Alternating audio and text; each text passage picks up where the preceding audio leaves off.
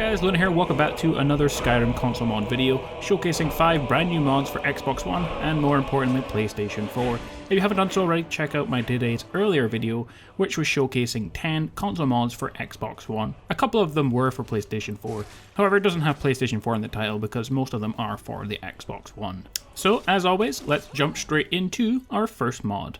First up is Better Loot Treasure Hunter Edition. Now this mod is actually a PS4 exclusive and you cannot download it for the Xbox One. So if you thought that Xbox had all the mods, then there are some that are only available for PlayStation 4 and this is one of them.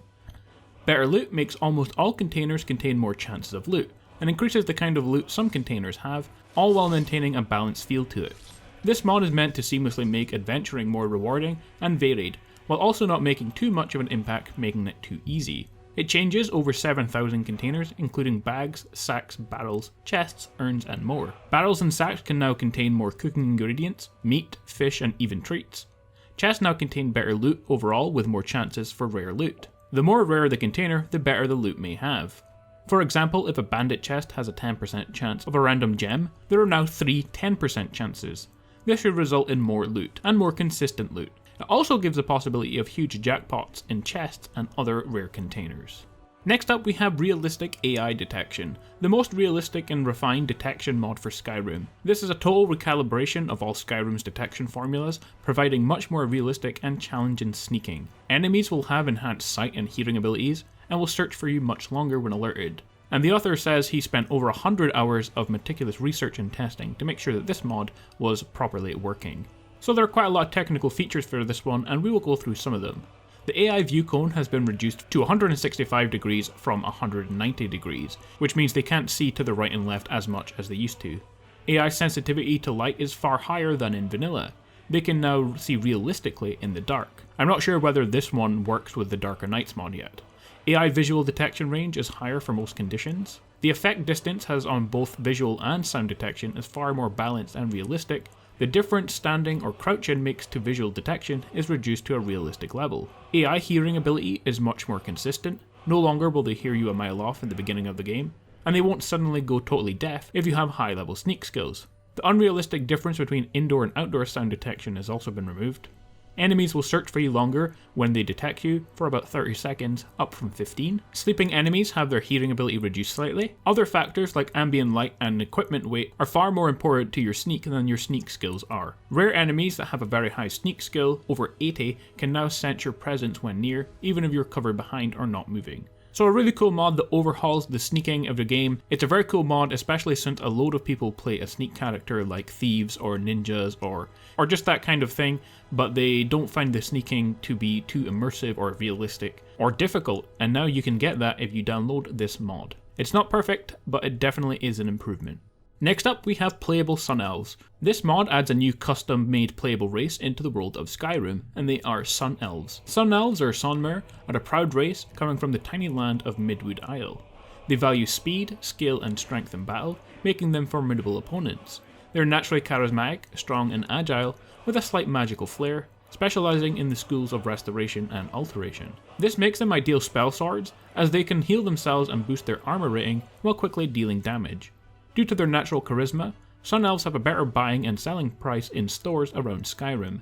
They can hone their senses once a day, which will have all incoming damage and result in power attacks using no stamina. If you start with the Sun Elves, your starting stats are as follows.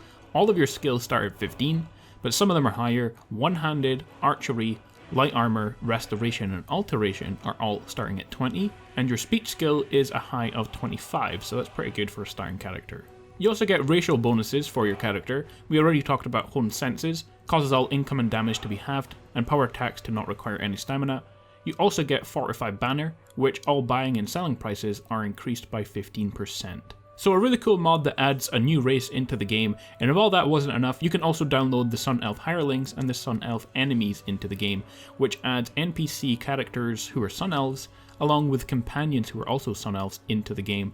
So it will make your race far more immersive, so you won't be the only Sun Elf in the game. There are now loads of them going around. So a really cool mod, and you should check that one out.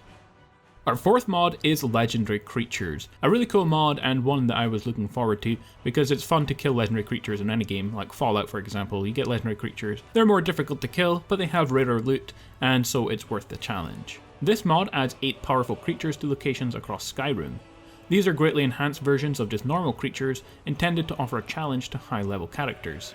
Each creature also guards unique and powerful loot, including new weapons and spells. To find them, head to the Bannered Mare in Whiterun. On a barrel on the left of the entrance is a journal describing each creature and where they can be found. I couldn't find the journal in the barrel, but there's also another copy inside the Bannered Mare on the counter. Now the mod only adds 8 creatures, they're definitely challenging. If you want a list of all the creatures and rewards, they are as follows. First up we have Kind's Guardian, a Spriggan matron that guards the Spriggan Spray illusion spell, which casts a stream of damaging insects. To find all of these creatures, by the way, you will have to read the journal and find them on your own. The one that's in this video is the Bane of Dragonbridge, and he wasn't that hard to find. Next up we have the Spawn of the Collapse, a giant frostbite spider that guards 100 light ice arrows, enchanted arrows which explode on impact. Secunda's Gift, a giant that grants the Burst of Might alteration spell, which greatly improves melee damage and magic resistance for a short duration. The Bane of Dragonbridge, the one that I'm currently fighting in the video, a troll that ate the Savage Troll Gauntlets, which increases unarmed damage and health. The Blue Scourge, a Wisp Mother that grants the Ice Volley destruction spell, which has an explosive frost effect. Gravetarge, a powerful skeleton that carries Meridia's Torment, which does additional damage through armor. The Falmer Chief Shaman, who guards access to several geode veins, poisons and chests full of rare ingredients, including some Crimson Nirnroot. The Boiler, a Dwarven Centurion, which grants 2 rewards. The Right Arm of Blackreach, a 2-handed Warhammer, which greatly reduces magicka. And the Left Arm of Blackreach, a 2-handed battle axe, which does bonus damage against Falmers. So if you're looking for some unique weapons, and you're a high level, and you're looking for a challenge also, then you should definitely download the Legendary Creatures mod. As you can see from the video, the creatures are really difficult to kill. I have God mode enabled so I don't die, and I'm also using Chill Rend, one of the best weapons in the game, and this creature still takes a really long time to kill. And if I didn't have God mode enabled, I would have died pretty quickly. Rendspire Palace is one of the largest, most detailed player homes available anywhere in Skyrim. And having installed it and taken a quick look around, I have to say there is way too much stuff to showcase in just this video. I may make a separate video if I have time showcasing just this mod on its own, because it is pretty huge. The palace contains an equally large secret armory, adding to the already massive amount of storage space. Rendspire Palace Reborn adds display cases with weapon snapping, mannequins, and entire palace staff, including guards with their own set of schedules, a merchant, a blacksmith, a bartender, a fence, and 7 followers. So although you get the palace and the home, it's like an entire community. Due to the size of the palace, teleportation stones have been added to fast travel between important rooms and areas. There are several sets of stones, most of which require keys to unlock, which can be found hidden throughout rooms. The palace contains loads and loads of rooms, including living areas, bedrooms, offices, kitchens, and much more stuff, including a secret armory, a map room, a providence room, a throne room, an interrogation room, a treasury, a secret smithing room, libraries, and loads of other secret areas. There's loads and loads of stuff lying around the palace, including all 13 guardian stones, and there's a whole bunch of Easter eggs to discover as well. So like I said, there's far too much to showcase in this video for this incredibly large area. I might make a separate video containing all the stuff that this place has to offer.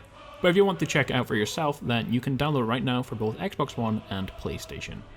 Well guys, there you have it, 10 brand new mods that you can download right now for Xbox One and PlayStation 4. As always, if you found this video useful, don't forget to leave a like, comment and subscribe. I will see you all tomorrow with another Skyrim console mod video. See you all then.